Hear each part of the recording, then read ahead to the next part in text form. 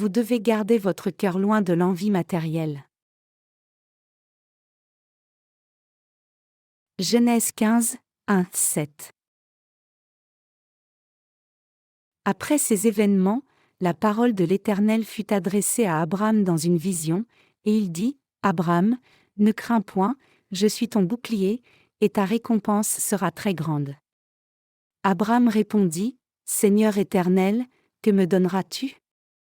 Je m'en vais sans enfant, et l'héritier de ma maison, c'est Éliézer de Damas. » Et Abraham dit, « Voici, tu ne m'as pas donné de postérité, et celui qui est né dans ma maison sera mon héritier. » Alors la parole de l'Éternel lui fut adressée ainsi, « Ce n'est pas lui qui sera ton héritier, mais c'est celui qui sortira de tes entrailles qui sera ton héritier. » Et après l'avoir conduit dehors, il dit, « Regarde vers le ciel, et compte les étoiles, si tu peux les compter. » Et il lui dit, « Telle sera ta postérité. » Abraham eut confiance en l'Éternel, qui le lui imputa à justice.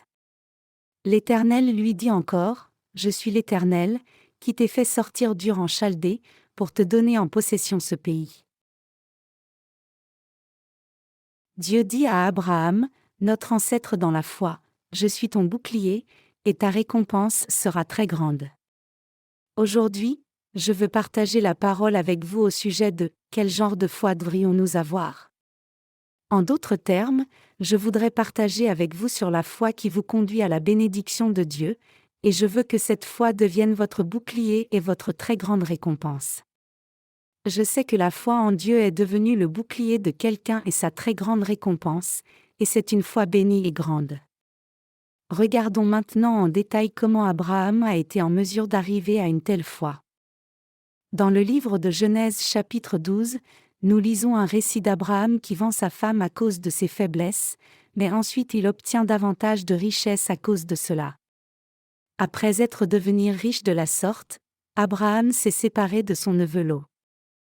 Lot est devenu jaloux d'Abraham et l'a quitté pour le pays de Sodome que Dieu lui avait interdit.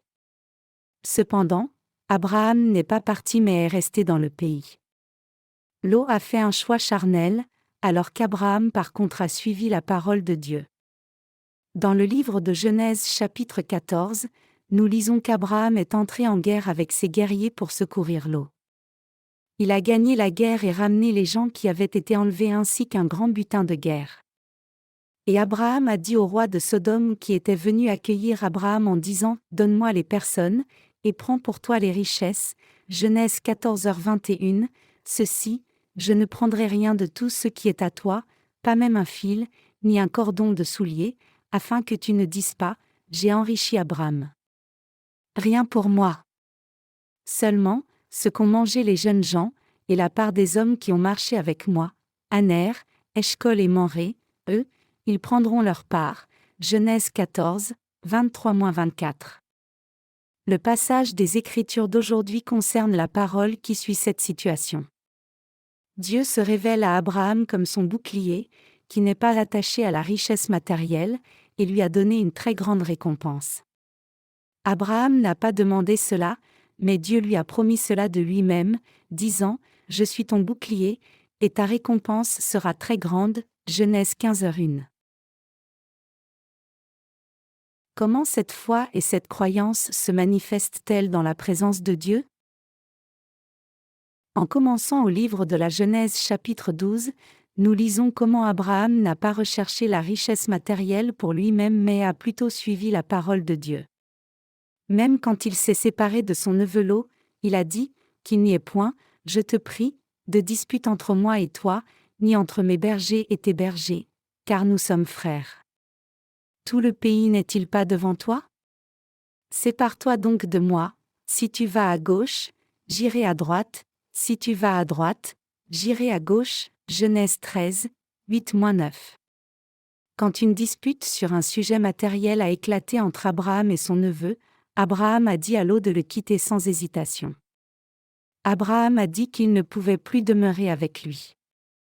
Alors son neveu Lot a quitté Abraham et s'est embarqué dans un voyage vers le pays de Sodome.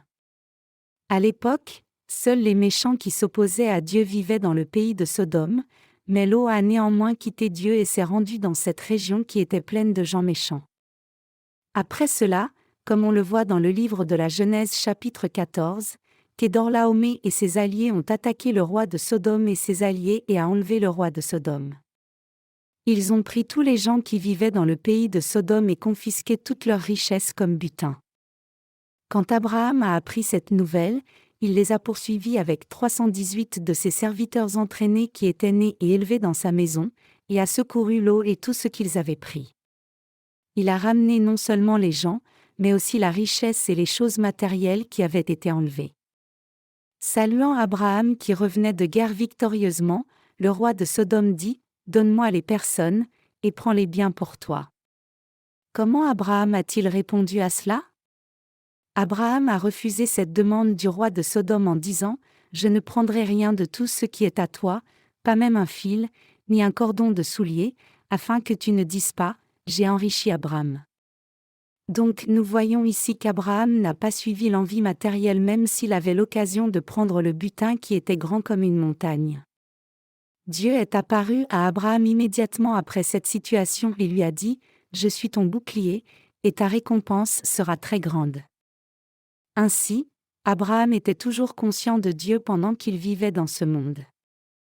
Il n'était pas tout le temps comme cela, mais il reconnaissait le fait que Dieu me protège et me bénit lorsque je suis Dieu.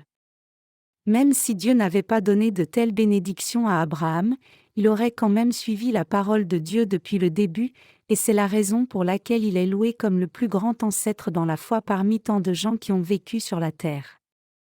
Abraham était vraiment la personne qui était la plus fidèle. Il faisait toujours le choix de suivre Dieu à chaque croisement. Et à cause de cela, Dieu est devenu son bouclier et sa récompense. Dieu a fait cette promesse personnellement même avant qu'Abraham ne le demande. Vous et moi devons aussi rejeter l'envie de la chair et des choses matérielles et suivre Dieu avec un esprit pur si nous voulons devenir une personne de foi sincère comme Abraham, et aussi devenir quelqu'un qui suit Dieu correctement. Quand nous devenons comme cela, je crois que Yahvé Dieu devient notre bouclier et la récompense de notre foi et fait de nous le peuple juste. Une personne de foi ne peut pas suivre le Seigneur correctement si elle a un cœur plein d'envie matérielle. Dieu nous dit cette vérité aujourd'hui à travers les événements entre Abraham et Lot. Quelle est l'issue de Lot qui a quitté Dieu pour sortir dans le monde avec un cœur qui suivait les choses matérielles ? Il a perdu toute sa richesse matérielle et tout ce qu'il avait et a été ruiné. Mais par contre, Dieu est venu personnellement vers Abraham et l'a béni parce qu'il suivait la parole de Dieu au lieu des choses matérielles. Dieu a donné à Abraham la bénédiction par la foi qu'il deviendrait son bouclier et sa récompense et deviendrait la sécurité d'Abraham. La foi d'Abraham est devenue encore plus formidable après qu'il ait reçu une telle bénédiction de Dieu par la foi. La foi de son cœur a été encore plus profondément ancrée par sa foi qui croyait en Dieu qui était devenu son bouclier et sa récompense. Nous ne pouvons pas servir Dieu et Mammon ensemble. Vraiment, nous ne pouvons pas facilement avoir la foi parfaite en rejetant l'envie des choses matérielles entièrement et suivant Dieu seulement parce que nous sommes toujours des êtres charnels. Dieu dit : « Vous ne pouvez servir Dieu et Mammon » Luc 16h13, mais comment sommes-nous réellement ? Nous essayons d'amasser des choses matérielles en croyant en Dieu en même temps. Mais vous et moi devons toujours nous rappeler cette parole du Seigneur que nous ne pouvons servir Dieu et Mammon en même temps. Bien que nous ne soyons pas parfaits, nous devons savoir que nous ne pouvons pas suivre Dieu si nous nous inclinons vers les choses matérielles. Nous pouvons suivre Dieu correctement et posséder cette foi précieuse dans la présence de Dieu. En d'autres termes, pour posséder la même foi qu'avait Abraham, nous devons nous séparer des choses matérielles et rechercher Dieu spirituellement. Abraham a cru en Dieu et confessé : « Le Seigneur est mon bouclier et ma très grande récompense. » Je veux que cette foi que Dieu a donnée à Abraham soit accomplie en vous et moi aussi. Si nous désirons avoir cette foi non seulement que Dieu est mon Dieu mais qu'il me protégera, me bénira et me récompensera, nous devons d'abord quitter le monde matériel et suivre le Seigneur seul. Nous devons d'abord rejeter l'envie matérielle afin d'avoir cette foi précieuse comme Abraham. La vérité est qu'il est très difficile pour nous qui vivons encore dans la chair de laisser complètement derrière nous les choses matérielles tout en vivant dans ce monde. Mais néanmoins, nous pouvons au moins nous en éloigner dans nos cœurs. Nous pouvons garder nos cœurs des choses matérielles et regarder à Dieu seul. Je crois que Dieu se révélera dans nos cœurs, et prendra aussi racine dans nos cœurs et nous protégera et récompensera si nous gardons nos cœurs loin des choses matérielles et suivons Dieu correctement. Je crois que Dieu vous donnera la même foi qu'avait Abraham seulement si vous rejetez les choses matérielles de votre cœur. Mais qu'arrivera-t-il si nous essayons d'obtenir les choses matérielles en suivant Dieu en même temps? Aujourd'hui, Dieu nous dit clairement qu'une telle personne deviendrait comme l'eau. Une telle personne finirait par être détruite comme la façon dont l'eau a perdu toute sa richesse matérielle. Dans le livre de la Genèse chapitre 12, il y a le récit de Lot quittant Abraham après s'être disputé avec lui. Bien sûr, Dieu est apparu à Abraham nombreuses fois, mais c'était la première fois que Dieu est apparu à Abraham personnellement comme ceci et lui a parlé. Immédiatement après que Lot ait quitté Abraham, Dieu est apparu à Abraham et a dit, « Lève les yeux, et, du lieu où tu es, regarde vers le nord et le midi, vers l'orient et l'occident, car tout le pays que tu vois, je le donnerai à toi et à ta postérité pour toujours. » Genèse 13, 14-15. Comme nous pouvons le voir dans la parole, Dieu est apparu à Abraham qui a abandonné le butin que le roi de Sodome proposait de lui donner. Et Dieu a dit qu'il deviendrait le bouclier et la récompense d'Abraham. Dieu savait très bien qu'Abraham ne s'attachait pas aux choses matérielles. Donc, Dieu prenait plaisir lorsqu'il voyait cette foi juste d'Abraham, et donc il lui est apparu et a prononcé ces paroles de bénédiction réconfortante. Il nous est impossible de vivre sans les choses matérielles parce que nous sommes toujours des êtres charnels qui vivons dans ce monde. Mais néanmoins nous pouvons au moins être comme cela dans nos cœurs. Nous pouvons garder nos cœurs loin des choses matérielles et suivre Dieu correctement.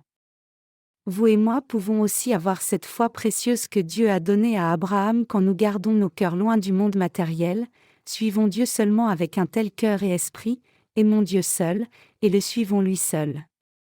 Nous avons une telle foi bénie quand nous rejetons l'envie matérielle de nos cœurs entièrement. Chers croyants, je veux que vous vous rappeliez de cela. Nos cœurs doivent quitter les choses matérielles. C'est alors seulement que nous pouvons sûrement suivre le Seigneur. Les Écritures nous disent clairement qu'il est possible à un cœur humain de suivre seulement le Seigneur en ne suivant pas Mammon. Donc, vous et moi devons rejeter toute envie des choses matérielles hors de nos cœurs. C'est alors seulement que nous pouvons posséder une foi et croyance droite. Je veux que vous vous rappeliez que nous pouvons toujours devenir une personne de foi juste tout comme Abraham et aussi recevoir les mêmes bénédictions précieuses qu'Abraham a reçues si nous ne suivons pas les choses matérielles. Séparons l'esprit de la chair. Nous devons vivre une vie spirituelle après avoir clairement discerné l'esprit et la chair parce que nous sommes toujours des êtres charnels qui possédons l'esprit et la chair. Nous ne pouvons pas posséder la foi correcte si l'esprit et la chair sont mélangés. Nous ne devons pas permettre à nos pensées charnelles qui suivent les choses matérielles d'être mélangées avec notre esprit pur. Nous devons garder nos cœurs à distance des désirs qui essaient aussi d'obtenir les choses matérielles si nous voulons suivre Dieu correctement. Chers croyants, il doit y avoir une distinction claire dans nos cœurs et nous devons nous tenir loin des choses matérielles. C'est alors seulement que nous pouvons réellement avoir cette foi droite et pure. C'est alors seulement que nous pouvons croire et suivre Dieu et recevoir les bénédictions de Dieu et devenir une personne de foi à cause de Dieu. Nos cœurs doivent cesser de suivre Mammon. Cependant, ce n'est pas facile pour nous qui sommes encore dans la chair de rejeter notre envie matérielle. Pensez-vous que nous puissions le faire si nous montons dans une montagne où il n'y a aucune tentation matérielle et pratiquons l'ascétisme? Non, ce n'est pas vrai. Nous ne pouvons complètement effacer notre envie matérielle même si ces choses ne nous entourent pas et que seules des choses créées naturellement nous entourent. C'est impossible aussi longtemps que nous sommes encore dans la chair.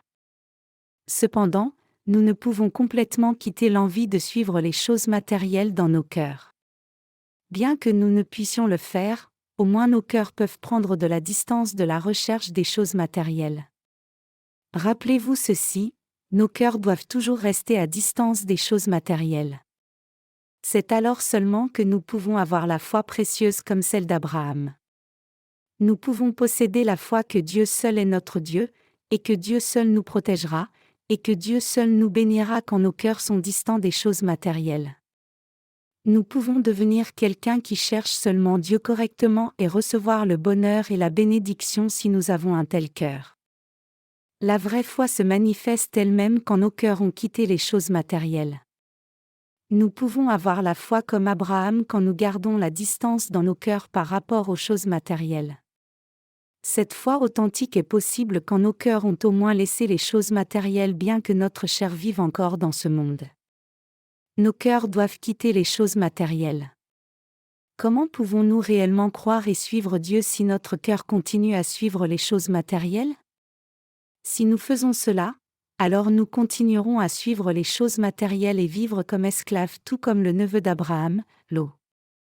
Si une personne peut professer sa foi dans la présence de Dieu comme Abraham en disant « Le Seigneur est mon bouclier, ma très grande récompense », alors c'est une personne dont le cœur a déjà cessé de suivre les choses matérielles. Quand une telle personne reçoit des choses matérielles, cela signifie qu'elle a reçu ces choses parce que Dieu l'a bénie, et non parce qu'elle a recherché ces choses matérielles. Nous devons donc désirer avoir la foi comme Abraham. Et nos cœurs doivent quitter les choses matérielles d'abord pour avoir une telle foi. Bien que notre chair ne puisse quitter les choses matérielles, au moins nos cœurs doivent laisser ces choses. Bien que nous vivions dans un monde des choses matérielles, il est évident que nous avons besoin de choses matérielles, mais nous ne devons pas faire de ces choses matérielles notre tout. Nous ne devons pas avoir un cœur qui recherche les choses matérielles. Nous devons avoir une telle foi. Préparons-nous pour les temps de la fin et possédons la foi qui nous sépare des choses matérielles. Le Seigneur est mon bouclier, et ma très grande récompense. Les auteurs du livre des psaumes avaient une grande foi comme cette parole. Ils pouvaient confesser dans la présence de Dieu parce qu'ils savaient bien qu'aucune chose matérielle au monde n'est plus précieuse que Dieu. Même en vivant dans ce monde charnel, au moins leur cœur ne considérait pas les choses matérielles comme plus importantes que Dieu. J'ai un grand respect pour Abraham pour le fait qu'il n'ait eu réellement aucun désir dans son cœur pour la recherche des choses matérielles. Je répète cela, mais il y aura des moments où nous suivrons inconsciemment les choses matérielles bien que notre cœur ne recherche pas ces choses. Je pense comme suit: lorsque j'achète du riz pour l'église, Dieu me gardera en vie même si je n'achète ni ne stocke du riz comme cela. Dois-je réellement faire cela? Dois-je appeler nos saints au téléphone et leur dire de ne pas stocker de riz pour les derniers jours parce que Dieu gardera nos saints en vie même si je ne fais pas cela? Mais ce n'est pas pour moi. Un terrible problème deviendra bientôt réalité à cause du manque de nourriture. Donc c'est une nécessité absolue d'acheter du riz et de le stocker pour les saints et l'Église, donc je ne fais pas cela pour moi-même. La Bible nous dit que Joseph a pu vivre prospère parce qu'il avait stocké suffisamment de nourriture pour 7 ans, non? Quand Dieu a dit qu'il y aurait cette année de moisson abondante suivie de cette année de famine, pendant que d'autres nations vivaient inconsciemment et gaspillaient tout, Joseph a fait des stocks de nourriture en préparation pour la famine qui allait arriver. Puisque Joseph a suivi la parole de Dieu sagement de la sorte, beaucoup de gens ont pu manger et boire pendant ces 7 ans de famine, et à cause de cela, il est devenu premier ministre d'Égypte. Cela nous parle du ministère de l'Évangile. Cela nous dit que nous devons nous préparer maintenant à prêcher l'Évangile dans les temps de la fin. J'enregistre mes sermons et fais des livres de la sorte pour me préparer à la famine spirituelle durant laquelle nous ne pourrons plus prêcher l'Évangile, et ne devrais-je pas aussi préparer de la nourriture charnelle pour cela aussi? Dieu nous a dit qu'il nous ferait échapper à la tribulation qui vient et nous bénirait si nous supportons juste les 3 ans et demi. Puis nous rencontrerons le Seigneur et vivrons prospères éternellement si nous supportons juste un peu de temps. Ne vaudrait-il pas mieux se préparer à l'avance pour la chair puisqu'il y aura une période difficile dans le futur? Naturellement, les saints nous en voudraient d'acheter de grandes quantités de riz et de les stocker pour que ce soit juste infesté d'insectes. Mais si les saints savent que ce temps de tribulation vient et savent qu'il faut se préparer par la foi, cela sera suffisant. Donc, je pense acheter une petite quantité de riz cet automne. Nous allons construire un lieu de stockage dans notre centre de formation de disciples à Hinges et acheter du riz pour le stocker là-bas. Je crois que Dieu ne permettra pas que l'achat soit mauvais. Je pense réserver d'abord 50 sacs de riz puis reprendre encore 50 sacs de plus cet automne. Nous ne vivons ou mourrons pas selon le stock de ce riz. Mais nous devons nous préparer aux catastrophes naturelles parce que cela viendra certainement.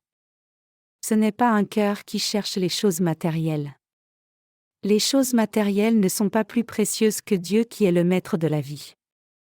Malgré cela, je pense que nous pouvons gagner beaucoup d'argent si nous achetons du riz maintenant et le vendons quand le prix va augmenter plus tard. J'ai une pensée charnelle et aussi une pensée spirituelle, et cela se mélange de la sorte.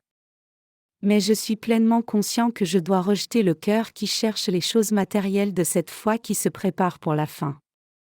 Donc, j'organise mes pensées aussi souvent que possible. Un humain ne peut vivre sans choses matérielles tout comme un humain ne peut vivre hors de la société.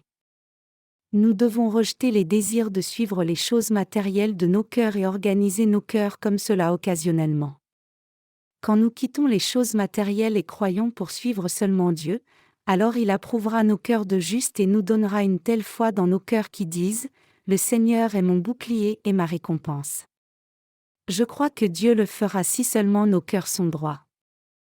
Bien sûr, aucun de nous ne peut quitter les choses matérielles entièrement au début de sa vie de foi. Cependant, je crois que vous et moi deviendrons comme cela un jour. Abraham, qui est l'ancêtre de notre foi, a gardé son cœur loin de la convoitise des choses matérielles. À nos yeux qui cherchent à le suivre, sa foi juste semble vraiment précieuse. J'ai atteint la conclusion en lisant les Écritures il y a longtemps qu'Abraham est vraiment le plus grand ancêtre de la foi, et j'ai réalisé une fois de plus qu'Abraham avait une foi droite lorsque j'ai relu cette parole aujourd'hui. Abraham était vraiment un homme riche même s'il ne cherchait pas les choses matérielles comme cela. Il n'a pas obtenu sa richesse par lui-même. Dieu a tout donné à Abraham. Ici, nous pouvons voir que Dieu donne les bénédictions matérielles abondantes avec les bénédictions spirituelles à une personne qui a laissé les choses matérielles en arrière. Ma pensée aujourd'hui est, mon cœur doit quitter les choses matérielles. Je dois rejeter le cœur qui est prompt à s'attacher aux choses matérielles. Bien que notre chair vive dans ce monde et cherche continuellement des choses matérielles, je crois que Dieu répandra la bénédiction sur nous comme la bénédiction qu'Abraham a reçue si nos cœurs servent Dieu seul et regardent à Dieu seul.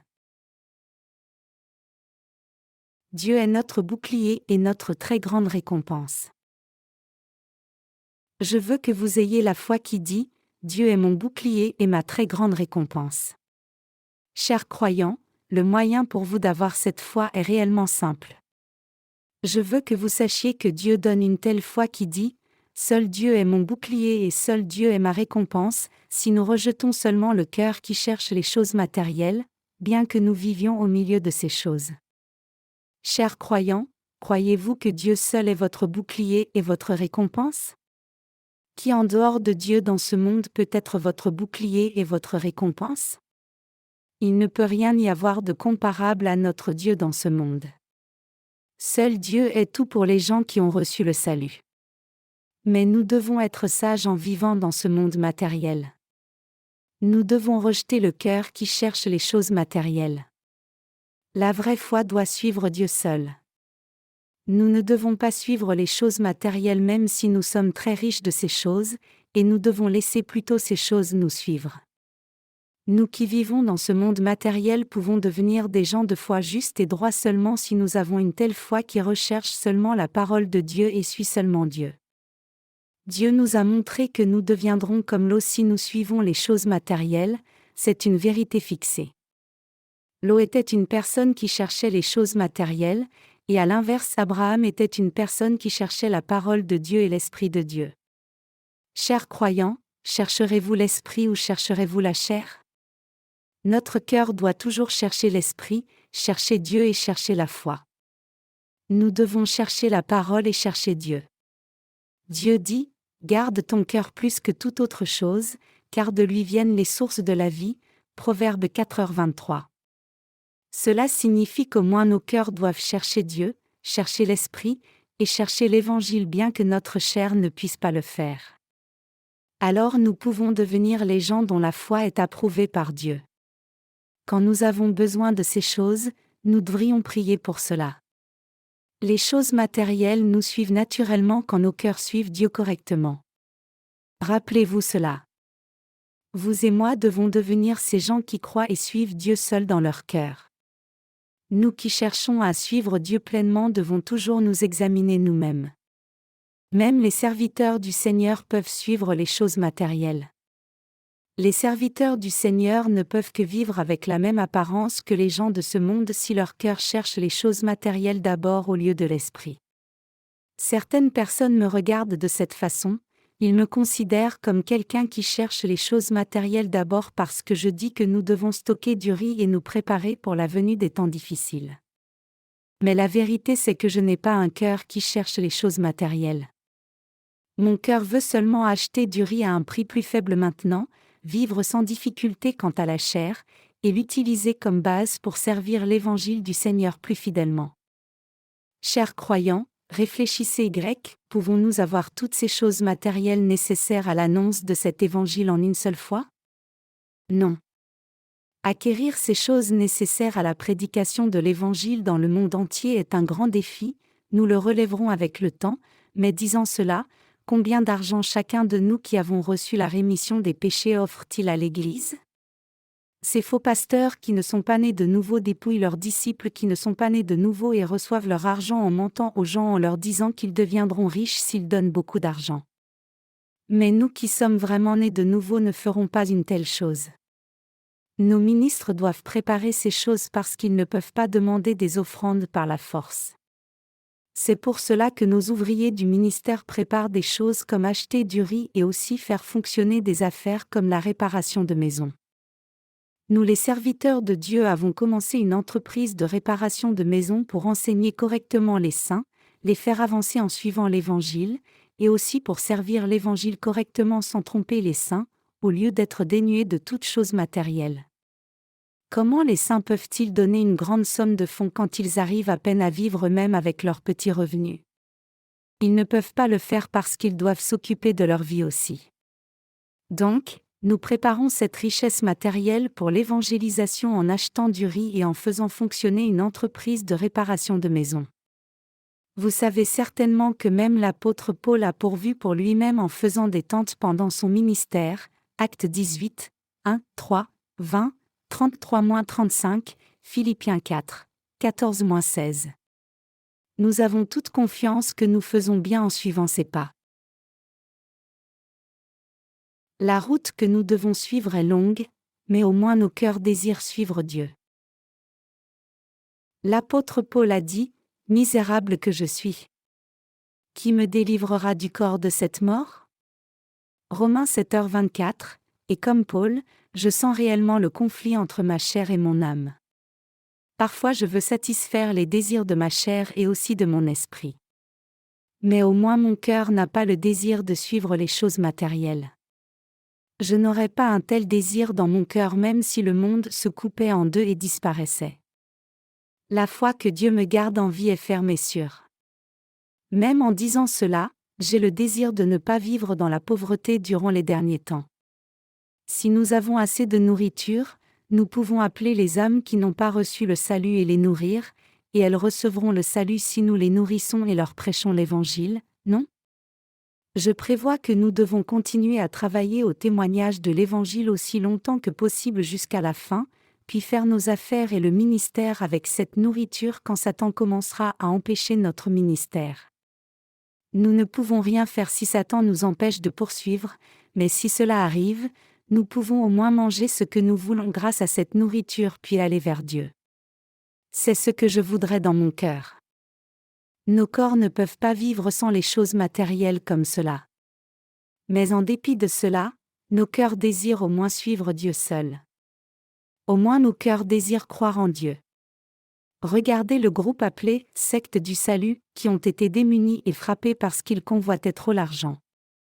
Nous ne voulons pas devenir des gens qui insistent sur les choses matérielles comme eux. Au moins notre cœur cherchait Dieu seul même si la route est longue. Nous croyons en Dieu seul.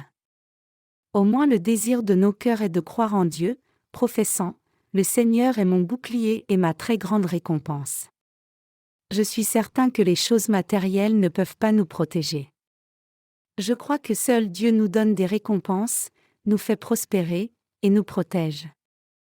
Je prends la responsabilité de préparer les temps de la fin. Vous devez vous occuper bien de votre famille, prier fidèlement, et vivre prospère.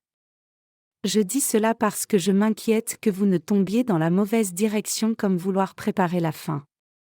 Chers croyants, nos cœurs doivent toujours chercher seulement Dieu. Indépendamment du fait que nous avons toujours la chair et ne pouvons que vivre dans ce monde avec, au moins nos cœurs doivent croire en Dieu. Le Dieu qui nous a sauvés est l'être divin qui nous protégera et nous récompensera. Je rends grâce à Dieu pour le fait qu'il nous a donné une telle foi tout comme Dieu a donné une foi si précieuse et la bénédiction à Abraham. Nous devons aussi rejeter le cœur qui cherche seulement les choses matérielles et la chair comme l'a fait Abraham. Bien que nous ayons des manquements, nous devons reconnaître nos faiblesses dans ces domaines, croire en Dieu seul, et dépendre de Dieu dans nos cœurs.